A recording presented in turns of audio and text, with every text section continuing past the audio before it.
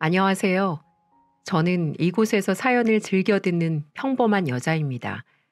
항상 사연 들으면서 깜짝 놀랄 일도 많고 세상엔 기막힌 일도 또 감동스러운 일도 참 많더군요. 그런 건 남의 일인 줄만 알았는데 꼭 그런 건 아닌가 봐요. 최근 저에게도 놀랄 만한 일이 하나 생겼거든요.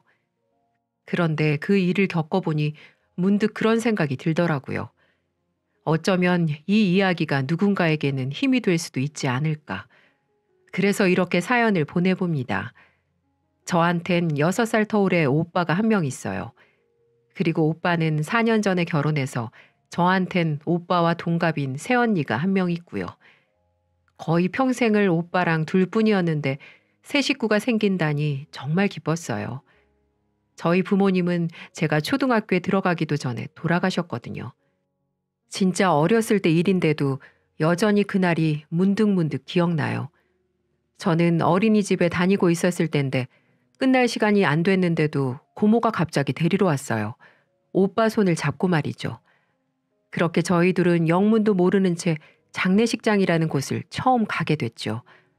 방이 참 많아서 신기하게 두리번거리고 있었는데 고모의 발길은 어느 방 앞에서 멈추었고 그곳에는 엄마 아빠의 사진이 나란히 놓여 있었습니다. 우와, 엄마랑 아빠다. 히히, 우리 엄마 이뻐. 저는 아무것도 모르는 채 그저 사진 예쁘다고 폴짝폴짝 뛰면서 저 사진 놔달라고 떼를 쓰기도 했어요. 그런 제 옆에서 오빠는 묵묵히 서 있을 뿐이었죠. 아마 오빠는 그때 초등학교 고학년이었으니까 죽음의 의미를 알고 있었을 거예요. 그 사진이 뭘 의미하는지, 우리의 삶이 어떻게 달라질지 말이죠. 장례가 끝나고 저희는 고모 집으로 가게 됐어요. 남은 가족은 유일하게 고모뿐이었거든요.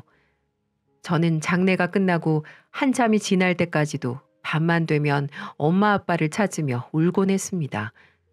그럴 때마다 절 위로해 준 건 오빠였어요. 제가 자다 깨서 울 때면 오빠가 안아주고 토닥여 주면서 다시 재워주곤 했거든요. 미나야, 이제 엄마 아빠는 못 만나. 대신 오빠가 엄마 아빠만큼 더 사랑해 줄게. 마음껏 울고 후련해지면 다시 자자. 알겠지? 돌이켜 생각해보면 오빠도 사실 고작 초등학생이었을 뿐인데 저한텐 눈물 한 번 보이지 않고 듬직한 모습만 보여줬어요. 자기 마음도 갈기갈기 찢어지면서 제가 힘들지 않게 혼란스러워하지 않게 늘 다독여주고 안아줬죠. 그때만 생각하면 아직도 마음이 시려오곤 해요. 오빠가 얼마나 마음 아팠을지 정작 그런 오빠를 위로해주는 사람은 없었는데 혼자 얼마나 힘들었을지 상상조차 할 수 없어서 말이죠. 그래서 저희는 남들보다 좀 더 우애가 깊었어요. 오빠는 저에게 오빠인가 동시에 엄마였고 아빠였어요. 또 때로는 친구처럼 다정하게 놀아주기도 했고요.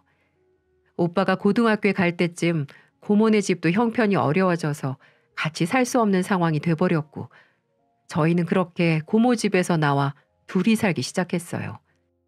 그때 전 초등학교 고학년, 그러니까 엄마 아빠가 돌아가셨을 때 오빠 나이 정도였는데 그때도 저는 여전히 그저 어린애였고 앙탈 부리기 바쁜 애였죠.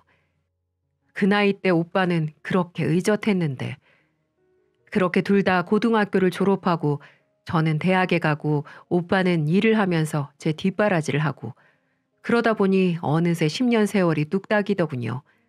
자긴 대학도 못 가고 고등학생 때부터 안 해본 알바가 없으면서 저보고는 꼭 대학 가서 공부하라고 어떻게든 지원해주겠다는 오빠에게 너무 미안했어요. 그래서 오빠의 희생이 헛되지 않게 하고 싶어 저도 정말 악착같이 공부했고 덕분에 4년 내내 장학금 받다가 졸업했어요. 그 후 저희 둘 다 모두 취업을 했고 그제서야 좀 안정적인 삶을 살아가기 시작했죠. 그러다가 4년 전 어느 날 오빠가 소개시켜줄 사람이 있다면서 데리고 왔습니다.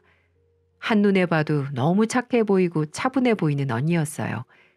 너무 화려하지도 그렇다고 너무 추레하지도 않은 차림의 언니는 알면 알수록 검소하고 예의 바른 사람이었어요. 제가 오빠보다 많이 어리다 보니까 이전 오빠 여자친구들 중에는 다짜고짜 반말부터 하는 사람도 있었고 오빠 등골 그만 빼먹으라고 참견하는 사람도 있었는데 이 언니는 전혀 그런 게 없었어요. 말씀 편하게 하시라고 해도 꼬박꼬박 존댓말 해주고 만날 때마다 제가 불편할까 봐 세세한 것 하나까지 배려해주는 정말 좋은 사람이었죠. 제가 맹장 수술을 받았을 땐 직접 도시락을 싸서 병실에 찾아오기까지 했었어요. 결혼 준비 때문에 한창 바쁠 때였는데도 말이죠. 아유, 많이 아프죠? 일만 아니면 내가 간병해 주는 건데 미안해요. 병원 죽 맛 없을 것 같아서 전복죽이랑 반찬 조금 싸왔으니까 입맛 없을 때 데워 먹어요. 언니, 안 그래도 되는데 너무 고마워요. 바쁠 텐데 이런 건 또 언제 만들었어요? 우리 이제 한 가족이잖아요. 가족끼리 챙기고 살아야죠.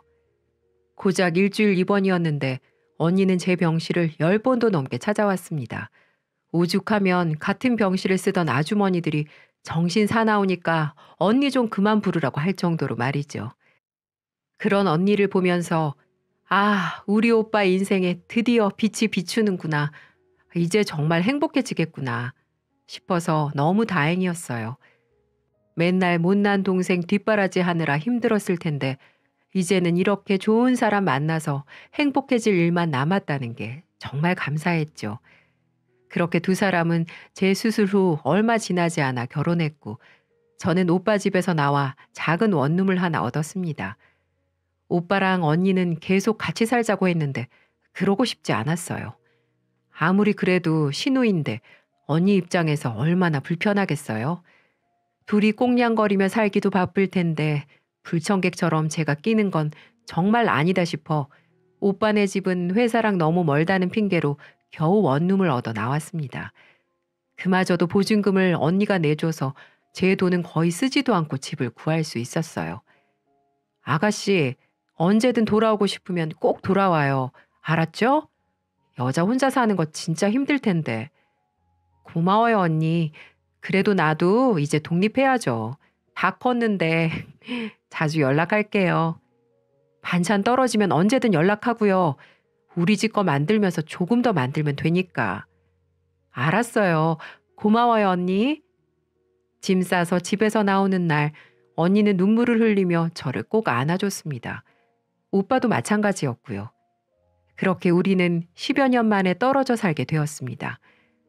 첫날은 해가 지자마자 눈물이 펑펑 났어요. 그제야 비로소 혼자라는 게 실감이 났거든요.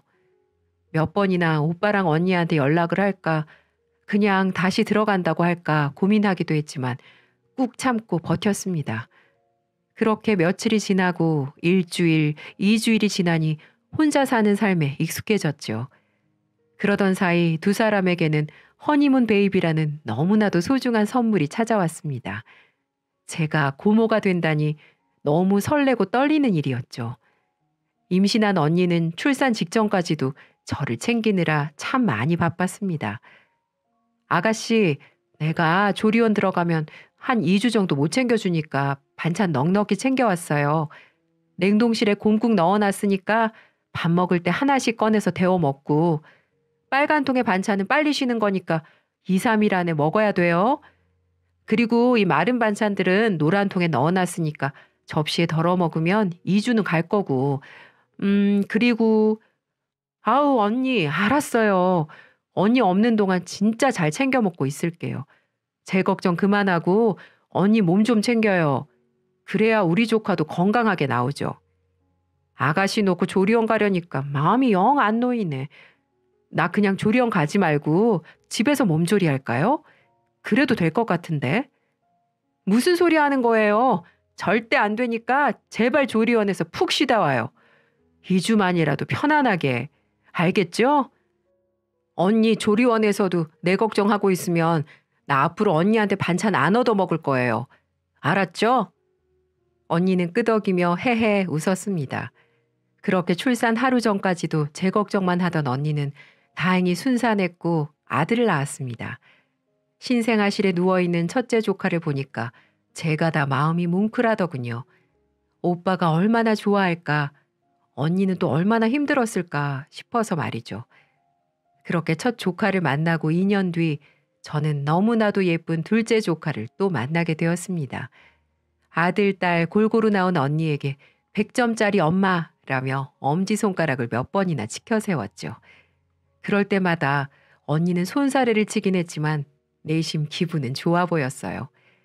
오빠도 애가 둘이나 생기고 나니 조금 달라지더라고요. 이전에는 열심히 살았지만 더 열심히 살고 더 가정에 충실한 모습이었어요. 당연히 저는 약간 뒷전이 되었고 오빠는 그 사실에 늘 미안해했지만 저는 전혀 개의치 않았어요. 오히려 그럴 때마다 아직도 날 신경 쓰고 있는 오빠가 문제야. 이렇게 예쁜 마누라랑 애들 두고 내 생각을 할 수가 있어? 라며 핀잔을 주기도 했죠. 오빠랑 언니는 그렇게 하루하루 애기들이랑 지지고 볶고 때로는 머리를 싸매고 고민하면서 잘 사는 듯 했습니다. 저는 그저 멀찍이서 그런 모습을 지켜보다가 제 도움이 필요할 때 후다닥 달려가서 도와주고 다시 빠지곤 했어요. 이제 오빠만의 삶을 또 오빠만의 가정을 살고 있는데 방해가 되고 싶지 않았거든요. 그런데 그렇게 평온함이 계속되던 어느 날 오빠한테 전화 한 통이 걸려왔어요. 미나야, 요즘 바빠? 어? 아니 특별히 바쁠 건 없는데 나 얼마 전에 회사 계약 기간 끝나서 재취업 알아보느라 그냥 집에서 놀고 있어. 왜? 뭐 필요해? 아, 그럼 진짜 미안한데 며칠만 와서 우리 애들 좀 봐줄 수 있어? 그거야 어렵지 않지. 우리 조카들 보는 건데. 근데 갑자기 왜? 무슨 일 있어? 아, 사실은 네 언니가 요즘 좀 이상해. 에? 언니가 왜? 자꾸 밖으로 나돌아다니려고만 하고 애들이나 집안일에 신경을 안 써. 내가 아무리 퇴근하고 와서 한다고 해도 한계가 있고. 난감해하는 오빠 목소리를 들으면서도 저는 믿을 수가 없었어요. 그렇게 착하디 착한 언니가 애들과 집안일을 내팽겨쳐 놓고 밖으로 나돈다니 상상도 할 수 없는 일이었거든요. 에이, 언니도 좀 놀고 싶을 수 있지. 애들 둘 낳고 지금까지 쉬어본 날이 얼마나 있다고. 오빠가 좀 이해해줘. 아니, 그게 정도가 좀 지나쳐. 아무튼 집에 와서 얘기하자. 그렇게 전화를 끊고 저는 오빠 집으로 향했습니다.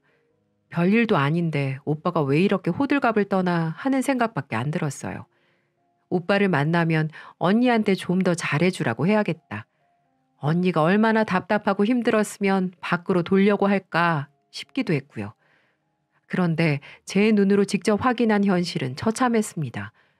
현관문을 열고 들어가는 그 순간부터 인상이 써지더라고요. 집안에서 정체를 알 수 없는 퀴퀴한 냄새가 나고 있었어요. 도대체 어디서 나는 냄새인가 싶어서 여기저기를 살펴보고 다니는데 기가 차더군요. 냉장고 안에는 유통기한이 지나다 못해 썩어버린 음식들이 한가득이었고 설거지통엔 집에 있는 온갖 그릇이 다 꺼내져 나와 있는 것 같았어요. 빨래는 돌려놓고 널질 않아 냄새가 풀풀 풍기고 있었고 화장실은 청소를 도대체 언제 했는지 변기엔 검은 곰팡이, 타일엔 주황색 곰팡이, 세면대엔 붉은 곰팡이까지 정말 형형색색의 곰팡이가 다 있더군요. 그야말로 개판 5분 전이었죠. 저는 제 눈으로 보고도 도저히 믿을 수가 없었어요. 오빠, 이게 다 뭐야? 아니, 언니가 집에 아예 안 들어와? 한번 나가면 들어올 줄을 몰라 요즘. 들어와도 잠만 자고 바로 다시 나가고. 어이가 없어 한숨을 푹 내쉬고 있는데 둘째 조카가 다가오더군요. 꼬모! 꼬모! 평소 같으면 달달한 아기 냄새가 물씬 풍겼어야 할 조카에게서 이상한 냄새가 풍겨오더라고요. 애가 똥을 쌌나 싶어서 기저귀를 들춰보는데 도대체 똥을 언제 싼 건지 이미 마를 대로 말라있는 똥 위에 새 똥이 얹어져 묵직한 기저귀를 차고 있더군요. 엉덩이엔 발진이 가득했고요. 저는 눈물이 핑 돌았어요. 저는 오빠에게 버럭 소리를 질렀습니다. 오빠에게 화를 내는 건 제 평생 처음이었죠. 아니, 언니가 못하면 오빠라도 해야지. 이게 뭐야? 애 엉덩이가 다 짓물렀잖아. 내가 안 하는 게 아니야. 퇴근하고 와서 애들 밥 먹이고 씻기면 하루가 다 가는데 아무리 해도 집안일은 끝이 없더라. 저는 당장 양팔을 걷어붙이고 청소부터 시작했어요. 냉장고 청소하고 반찬을 다시 만들어서 넣어놓고 설거지를 하고 락스로 빡빡 문질러 화장실 곰팡이들을 다 없애고 빨래는 처음부터 다시 해서 온 집안에 널어놓고 조카들 씻기고 약 발라주고 재워놨더니 언니가 들어오더군요. 저는 아무리 생각해도 이건 아니다 싶어 처음으로 언니에게 한마디 하려고 다가갔습니다. 언니, 집이 이게 뭐예요? 언니도 힘들고 가끔 놀고 싶은 마음은 알겠지만 이건 아니잖아요. 주부로서, 엄마로서 해야 할 일은 하고 놀아야죠. 어머, 아가씨, 언제 왔어요? 우와, 우리 집 깨끗해졌네. 아니, 언니. 아유, 평소엔 안 그래요. 요즘 저도 직장 구하느라 좀 바빠서 그랬어요. 여기저기 부탁하러 다니고 하다 보니까 너무 바빠서. 아가씨 신경 쓰게 해서 미안해요. 이제 안 그럴 테니까 걱정하지 마요. 알겠죠? 술 냄새가 진하게 풍겨오고 똑바로 서 있지도 못하는 언니였지만 그래도 믿었어요. 적어도 제가 겪었던 언니는 그럴 사람이 아니니까. 취업 부탁하다 보면 술도 한잔 할 수 있겠지 하면서 그냥 넘어갔는데 진짜 사건은 그 후에 터졌습니다. 그 일이 있고 나서 몇 달 동안 저는 오빠 집에 가지 않았어요. 괜히 감시하러 가는 것 같기도 하고 언니한테 부담될까 봐 그냥 오빠한테 잘 지내냐고 통화 몇 통만 하고 말았죠. 시누이 노릇한다는 소리 듣기 싫었거든요. 게다가 오빠도 잘 지내고 있다고 하고 언니도 요즘 잘한다니 다행이다 하고 그냥 넘어갔어요. 그런데 그렇게 8개월이 흐른 어느 날 사건이 터지고 말았습니다. 밤 10시, 평소라면 전화를 하지 않았을 늦은 시간에 오빠한테서 전화가 걸려왔어요. 어딘가 불길한 느낌에 얼른 전화를 받았죠. 미나야, 미나야. 오빠가 울고 있었어요. 엄마 아빠가 돌아가셨을 때도 제 앞에서 눈물 한 방울 보이지 않던 그 강인한 오빠가 말이죠. 오빠, 무슨 일이야? 무슨 일인데? 미나야, 나 배고파. 그리고 우리 애들 좀 봐줘. 흐느끼는 오빠 목소리에 전화를 끊고 곧장 오빠 집으로 달려갔습니다. 대체 무슨 일이길래 그 강하던 오빠가 눈물까지 보이나 싶어 마음이 너무 불안했어요. 집 문을 열고 들어가자마자 제 눈에 보이는 모습은 정말 처참했습니다. 오빠는 침대에 누워 꺼이꺼이 울고 있었고 애들은 입에 정체를 알 수 없는 허연 무언가를 묻히고는 기운 없이 축 늘어져 있었어요. 언니는 술 냄새를 풀풀 풍기면서 옷방 바닥에 누워 잠들어 있더군요. 냉장고를 열어보고서야 애들 입에 묻은 게 뭔지 알 수 있었어요. 딸기. 그것도 곰팡이가 하얗게 펴버린 딸기였죠.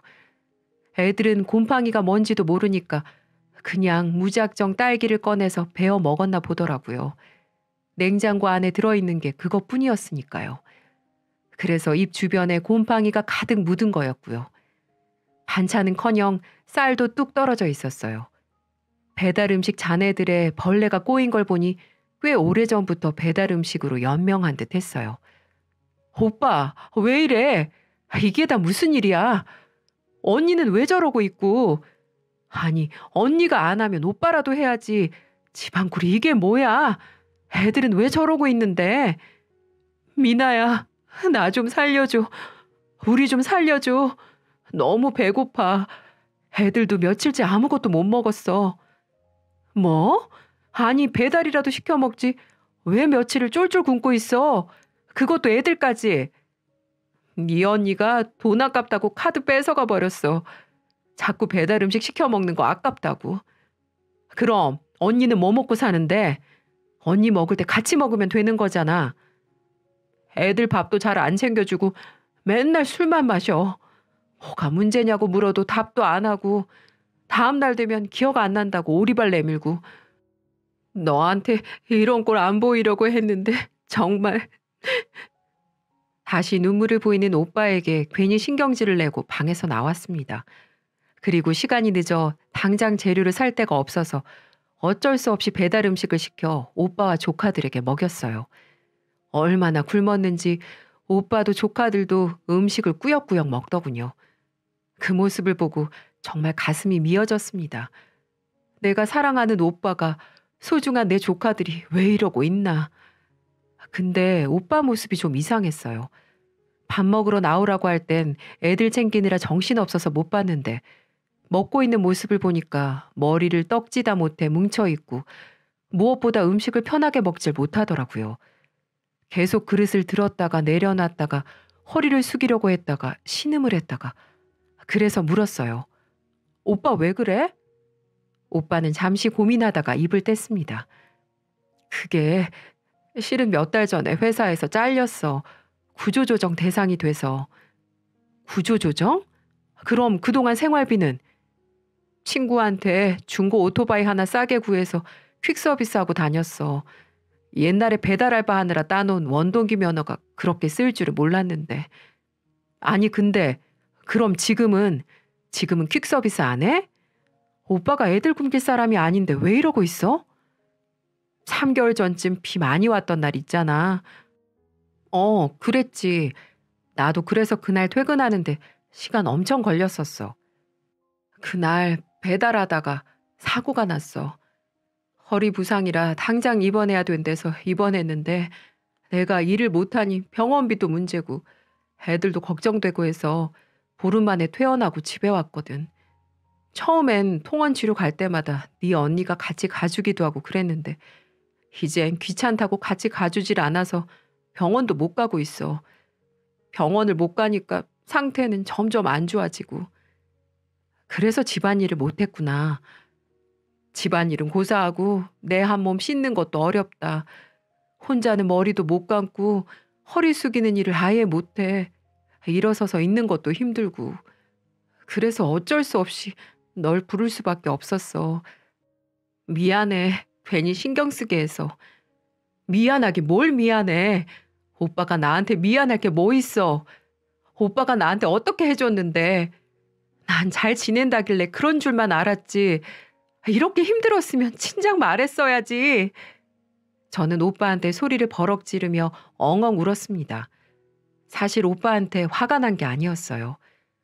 오빠와 조카들을 이 지경으로 만든 언니, 그리고 그런 사실을 까맣게 모르고 있었던 제 자신한테 너무 화가 났어요. 그래서 옷방으로 가 잠들어 있는 언니를 흔들어 깨웠습니다. 술을 도대체 얼마나 마신 건지 아주 인사불성이 되어 있었던 터라 깨우는데도 한참이 걸리더군요. 겨우 잠에서 깬 언니는 혀가 꼬부라질 대로 꼬부라져 있더군요. 아가씨, 우리 아가씨. 실실 웃으며 절 껴안으려 하길래 저는 언니를 밀쳐내고 소리를 질렀어요. 언니, 정신 좀 차려요. 집안꼴이 이게 뭐예요? 집안일 좀 신경 써요. 오빠랑 애들 이렇게 내팽겨쳐도 돼요? 어떻게 집안을 이 꼴로 만드냐고요? 전 언니가 미안하다고 할 줄 알았어요. 정말 착한 사람이었으니까. 굳이 제가 말하지 않아도 자기 행동이 지금 얼마나 잘못된 건지 깨달을 줄 알았죠. 그런데 돌아온 반응은 전혀 생각지도 못한 반응이었어요. 표정이 돌변하더니 갑자기 주변에 있는 물건들을 아무거나 잡아 던지기 시작하더군요. 어린 년이 뭐라고 씨부리는 거야? 네가 뭔데? 니깟 년이 뭔데 참견질이야. 이씨야, 지랄하고 앉아있네 진짜. 전 너무 깜짝 놀랐어요. 순하고 착한 언니가 어떻게 그런 말을, 그런 행동을 하는지 너무 당황스러웠죠. 그때 오빠의 한마디가 머릿속을 스쳐 지나가더군요. 다음 날 되면 기억 안 난다고 발뺌하고. 그래서 저는 바로 휴대폰을 꺼내들고 영상을 촬영했습니다. 정말 기억이 안 나는 거든 기억이 안 나는 척 하는 거든 발뺌할 수 없게 증거를 만들어 놓고 싶었거든요. 언니는 제가 촬영을 하든 말든 신경도 안 쓰고 계속해서 물건을 집어던지고 욕짓거리를 해댔습니다. 너같이 사랑만 받고 자란 년은 모르지. 절대 모르지. 내 맘 같은 거. 아! 내 인생 돌려내! 돌려내라고! 그렇게 한참 동안이나 언니의 모습을 촬영했습니다. 오빠랑 조카들도 그런 언니 모습에 놀라는 것 같았어요. 애들이 엄마 무섭다고 울길래 오빠 옆에 재워놓고 그날은 돌아왔어요. 그리고 다음 날 마트에서 잔뜩 장을 봐서 낑낑거리며 오빠 집으로 갔어요. 집에 마침 언니가 있더군요. 몰골이 말이 아니었습니다. 머리는 산발에 피부는 푸석푸석하고 주름까지 지고 있더군요. 사온 식재료들을 냉장고에 넣으면서 슬쩍 이야기를 꺼내봤어요. 언니, 속은 좀 괜찮아요? 어제 일은 좀 기억나요? 아, 뭐 아가씨가 왔던 건 기억나는데 잘 모르겠어요. 어제 무슨 일 있었어요? 그렇게 욕을 하고 물건을 던지고 부수더니 그건 하나도 기억하지 못하더라고요. 그래서 언니를 데리고 안방으로 들어갔어요. 정말 기억을 못하는지 못하는 척 하는 건지 자기 모습을 직접 보면 알 수 있을 테니까요. 전 안방 TV에 휴대폰을 연결하고 전날 찍었던 영상을 재생했어요. 침대에 누워있는 오빠도 침대 끄트머리에 걸터 앉아있던 언니도 적나라한 영상에 놀라는 눈치였죠. 그리고 언니는 그럴 리 없다면서 오열하기 시작했어요. 급기야는 자리를 떠버리려고 하더군요. 내가 저랬다고요? 말도 안 돼. 말도 안 돼. 그럴 리가 없어요. 언니가 방을 나가지 못하게 저는 언니를 붙잡았습니다. 언니를 끌어안고 버티고 있는데 몸부림치면서 우는 언니가 어쩐지 처량하게 느껴지기도 하고 도대체 왜 이렇게 됐는지 궁금하기도 했어요. 그래서 한참을 그렇게 끌어안고 있다가 언니가 조금 진정된 뒤 마주 앉아 이유를 물어봤습니다. 언니, 무슨 일 있어요? 있으면 얘기를 해줘요. 내가 도울 수 있는 건 뭐든 도울게요. 우리 가족이잖아요. 제가 알던 언니는 이런 모습이 아니었는데 혹시 오빠나 제가 뭐 잘못했어요? 그런 거면 아니, 그런 게 아니에요, 아가씨. 그럼 대체 왜 이렇게 된 거예요? 언니 원래 되게 낙천적이고 밝은 사람이었잖아요. 근데 왜 이렇게 한순간에 폐인처럼 망가졌어요? 나도 모르겠어요. 그냥 애들 둘 연달아 낳고 나니까 아무것도 하기 싫었어요. 집도 꼴 보기 싫고 애들도 꼴 보기 싫고. 그럼 둘째 낳고서부터 이런 거예요? 그런 건 아니에요. 그래도 둘째 낳고 한동안은 꾸역꾸역 버텼죠. 저 사람이 잘리기 전까지는.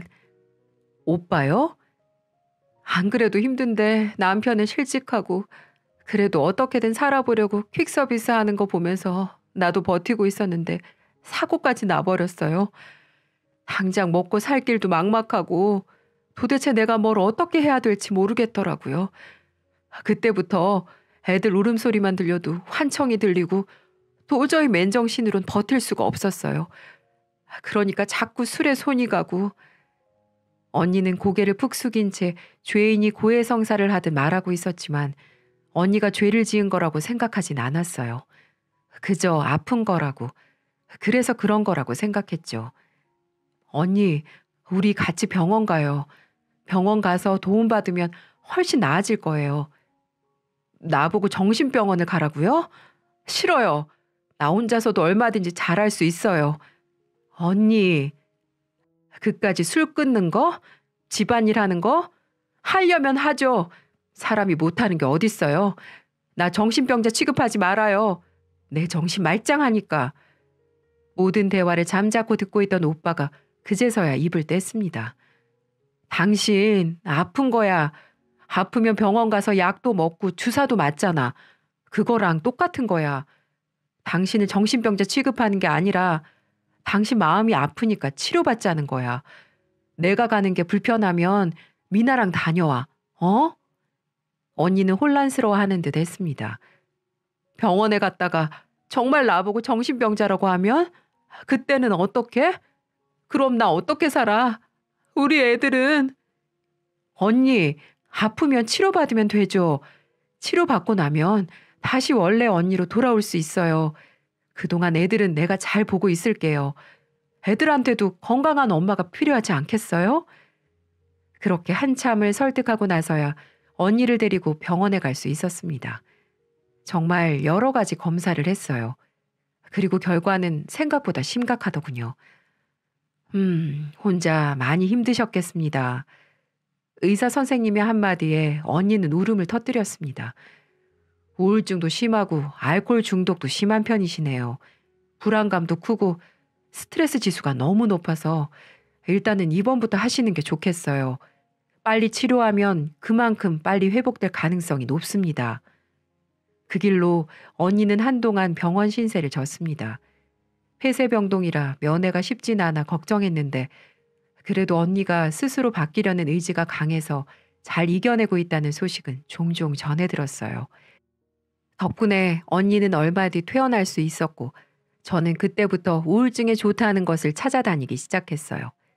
언니, 허브차가 우울을 좀 완화시켜 준대요. 내가 오늘 사갈 테니까 우리 같이 마셔요. 언니, 햇빛 보면서 산책하는 게 좋대요. 나 취직하기 전까지 매일 12시에 만나서 산책해요. 내가 예쁜 산책 코스 찾아놓을게요. 아주 가끔씩 언니가 뭐 먹고 싶다고 하면 그게 밤이든 새벽이든 문을 연 집을 찾아서 무조건 찾아갔어요. 어느 날은 싱싱한 갈치회가 먹고 싶다고 해 바로 2시간 뒤에 떠나는 비행기를 예매해 곧장 제주도로 떠난 웃지 못할 일도 있었죠. 그렇게 같이 운동도 하고 우울증에 좋다는 거 맛있는 음식 먹으러 다녔더니 다행히 지금은 많이 좋아졌어요. 여전히 치료가 필요하고 아직은 불안정한 상태지만 금방 좋아질 거라고 믿어요. 무엇보다도 언니 의지가 굉장히 강하거든요. 조카들은 어린이집에 보내놓고 낮 시간엔 언니 마음 회복을 위해 시간을 보내고 있어요. 언니가 전업주부이다 보니 어린이집 보내는 걸 망설여 했었는데 제가 강하게 밀어붙였어요. 언니도 쉴 틈이 있어야 회복이 되는 거라고요. 덕분에 언니는 요즘 문화센터에 나가 요리도 배우고 새로 사람도 사귀면서 많이 밝아졌어요. 오빠는 어떻게 됐냐고요? 언니가 입원하고 퇴원하는 사이에 제가 오빠 데리고 계속 병원에 다녔거든요. 그 덕분에 허리가 많이 회복됐고 지금은 다시 사무직으로 취직해서 회사 잘 다니고 있습니다. 조카들도 밥 잘 먹고 잠 잘 자니 요즘 아주 살이 포동포동하게 올랐고요. 저희 집은 다시 이렇게 평온을 되찾아가고 있습니다. 저와 오빠 그리고 조카들까지 아예 응원 구호를 만들어서 언니한테 매일매일 들려주고 있어요. 좀 웃기긴 하지만 효과는 있는 것 같더라고요. 그때만큼은 언니의 밝은 웃음을 볼 수 있어서 참 좋아요. 흔히 누가 우울증에 걸렸다고 하면 마음이 약해서 그러는 거다, 생각을 고쳐먹어라, 이런 말 많이 하잖아요. 근데 옆에서 지켜보니까 정말 그런 말은 절대 하면 안 되는 것 같아요. 약해서가 아니라 생각을 잘못해서가 아니라 우리가 독감에 걸리는 것처럼 나도 모르게 병드는 거더라고요. 병원 한번 갈래도 사람들 눈치 보이고 괜히 신경 쓰이고 그러니까 회복은 더디고요. 아픈 건 잘못이 아니에요. 우울증은 정말 주변 사람의 도움이 절실하게 필요합니다. 혹시 여러분 주변에도 마음이 아파 고생하시는 분이 계시다면 그냥 따뜻하게 안아주셨으면 좋겠어요. 그것만으로도 충분히 위로가 된답니다. 제 사연은 여기까지예요. 긴 이야기 들어주셔서 정말 감사하고요. 여러분 모두 올해에는 행복한 일만 가득하셨으면 좋겠습니다.